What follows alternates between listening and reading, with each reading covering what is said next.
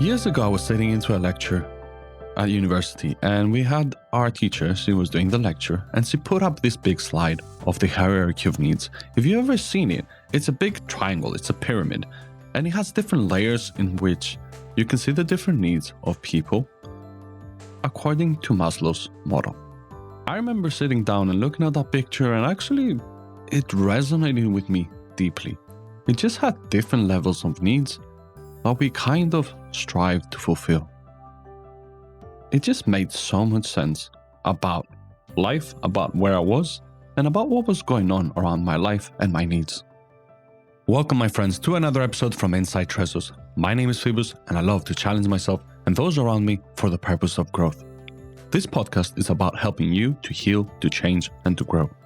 Welcome to Season 3. This season will be more like a short course into certain things that help me build a good foundation into understanding myself and those around me. The episodes that are about to follow, they're more like a short course. It's about things that you can learn to do and apply in your life. In this episode, we'll talk about Maslow's hierarchy of needs. Needs is something that is foundational to our well-being, and it is something that we will follow in the next few episodes in order to see different perspectives into needs and also which needs we need to pay attention more to. At its foundation, a need is a requirement, it's a necessity, it's a have to, not a perceived one, but an actual one. So it's not that I need to buy this pair of shoes. It's actually something more fundamental, something more deep into who you are and into the way that we function. Following our needs and fulfilling our needs is a way to make sure that we're happy, we're fulfilled, and we're living the life that we want to be living. Now, why talk about needs? What's so important about needs? In the next few episodes, I will talk about different models that focus on needs. The reason is for us to be able to understand different perspectives around how our needs work for us and the ways that we can fulfill them and why they're important. The biggest reason needs are important is because they affect our sense of well-being. They affect our growth as human beings.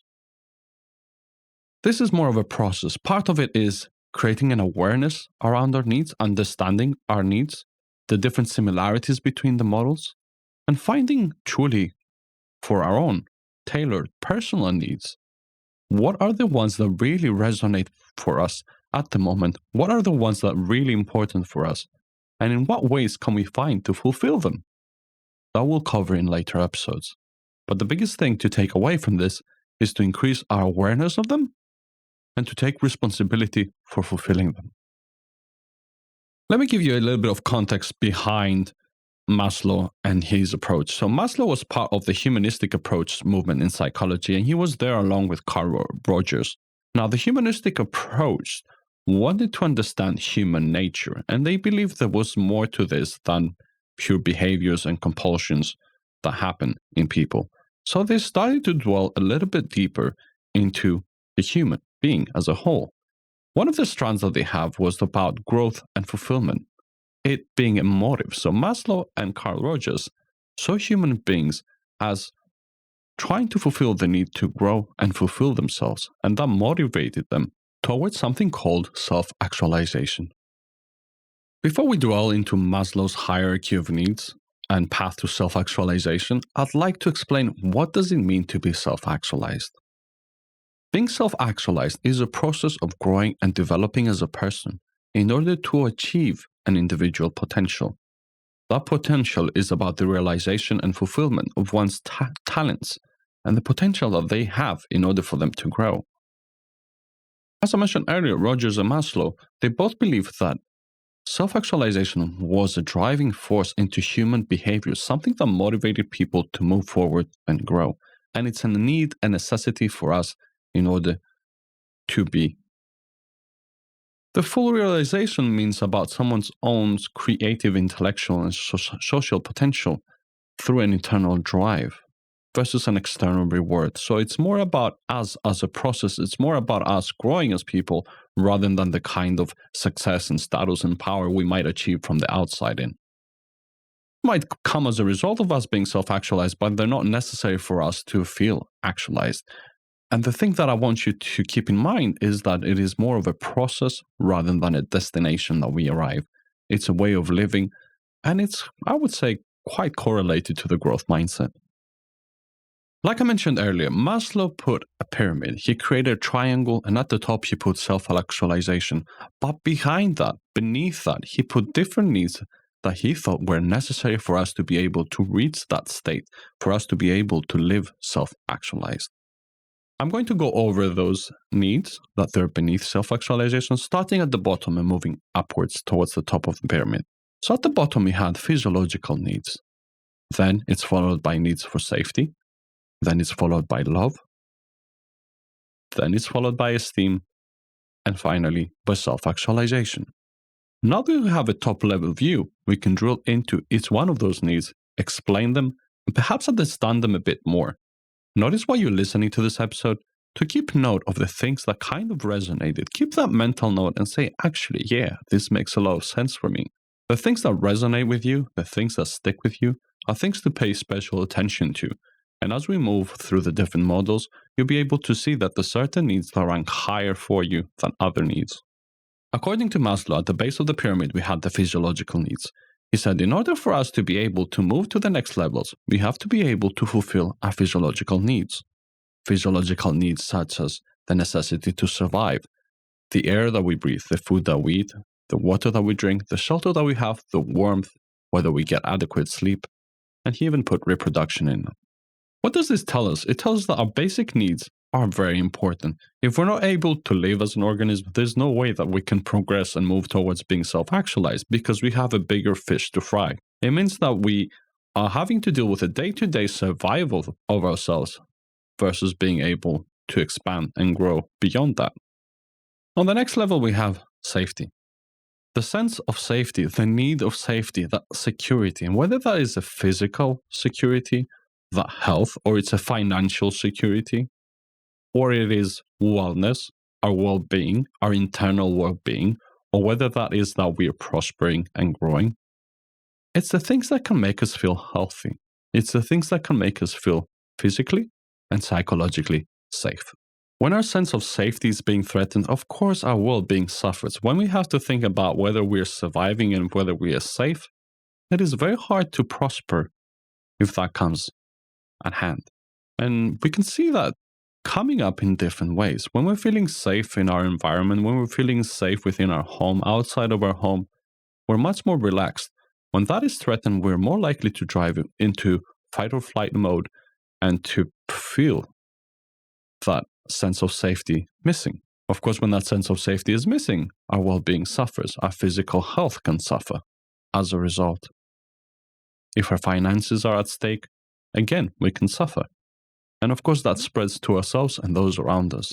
And that's where you get, when you have like illnesses going around, e.g. COVID, or if you're in an office environment, there's bullying going around, or if you live in a dangerous part of the world, then of course that sense of safety is being taken away.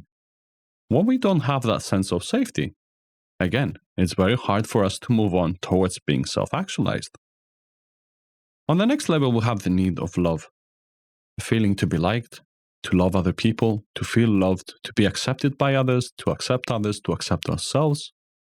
This is where friendship, family, intimacy, social groups, social gatherings, a sense of connection comes in. It's about us not feeling lonely and depressed and anxious. When we're feeling love by other people, it's a lot harder to get into those states. When we're feeling more connected with ourselves and those around us, we're fulfilling that need of love and of loving others. From that place, a lot more is possible. As you can see, we can flourish more. We've gone over the physiological and the safety, and we're moving into love. We're moving more into emotion. We're moving more into belonging and connection. When love is being threatened, when we feel perhaps abandoned or lonely or by ourselves and we don't feel connected with other people, that can lead us into, of course, loneliness. It can lead to depression. It can lead to anxiety. It can feel into that sense that we're disconnected from the world. If we live in a silo, again, it's very hard for us to flourish as people because love is a key ingredient for our well-being. Next, Maslow put esteem. Esteem as part of recognition, as part of respect, admiration, appreciation, significance, and contribution. it's that feeling of being self-confident and respected by others. I like this part of the pyramid because it talks about esteem. For myself, though, it's not always so much about how other people perceive us and how other people think of us, recognize and respect us, and admire us. It might be a vital part, it might be a bonus, but before that, what I see is that self-concept.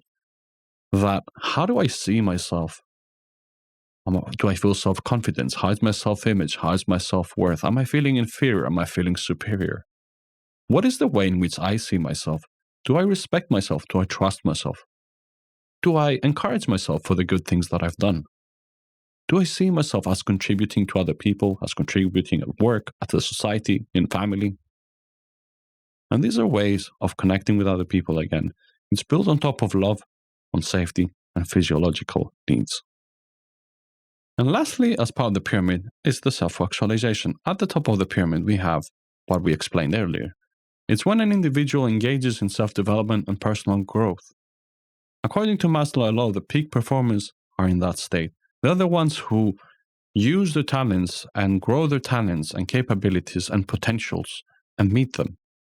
Like I said earlier, the way that I see self-actualization is not necessarily through outside results, although there can be a sign to internal work, but it's more about that pursuit, that growth, that way of growing as a human being, that way of seeing ourselves and knowing that we can not necessarily do more, but we can be more. And that, of course, comes as part of growth and as change. According to Maslow, again, self-actualized people are self-aware. They're concerned more with personal growth. They're less concerned about the opinion of others, and they're interested in fulfilling their own potential for themselves and for those around them. Again, building on love, on self-esteem, it's a way of contributing, of giving. So you see the different needs that kind of feed in and blend into each other. In summary, here's what I would like you to take from this episode. Understand that we have different basic needs. Different basic needs that we need to fulfill, that we need to cater for, and we need to understand. Not only for the fact of understanding them, but actually for going deeper into understanding in what ways can we fulfill them ourselves. Remembering that self-actualization is a basic motive for us. It's a way that we progress through life. It's our basic need to grow and fulfill our potential. Notice here that we're not talking about success and achievement, but we're talking about the expression of that potential. We're talking about that growth that happens through that expression and through that cultivating of potential. In a moment, I'm going to go over the needs again, but I'd like you to notice and see which of these needs do you really need for yourself? Which of those needs do you need to strengthen in your life? How do they order? In what ways can you equip yourself more in order to progress towards self-actualization? In what needs can you cater to that need some support, that are important to you, that they can help you to grow and reach more towards self-actualization? Feel free to go on a search engine and find that pyramid of hierarchy of needs so you can actually see it and understand it a bit more in a visual way. But remember that at the base, we have physiological needs that we need to cater and attend to. Then we have that sense of safety, then follows love, then follows esteem, and at last, we're reaching towards self-actualization. All those needs are important, but according to Maslow, by catering towards the lower part of the needs, we can actually build on that as a pyramid, as a stepping ladder that can help us be the people we want to be and do the things that we want to do. And of course, it's part of reaching towards our potential, reaching towards expressing ourselves in the way that we are, in the way that we want to be in this world. As my friend Abraham Maslow said, what a man can be, he must be. This need we may call self-actualization. As with everything, take the things that resonated with you, notice the thing that really stood out for you from your needs, and just keep a note until the next episode where we cover a different model of needs. And then you'll see through the next few episodes, you're going to have a very clear understanding about which needs are truly important for you, which needs will help you grow and reach your potential so you can live a more self-actualized life. I'm here to help you heal, change, and grow. If there's something that resonated with you, something that you need help with, give me a shout at podcast@insidetreasures.com or reach out to me on Instagram @insidetreasures. Thank you for tuning in to another episode from Inside Treasures. My name is Phoebus, and until next time, my friends, let peace guide your life, let love guide your heart, and reason guide your thoughts.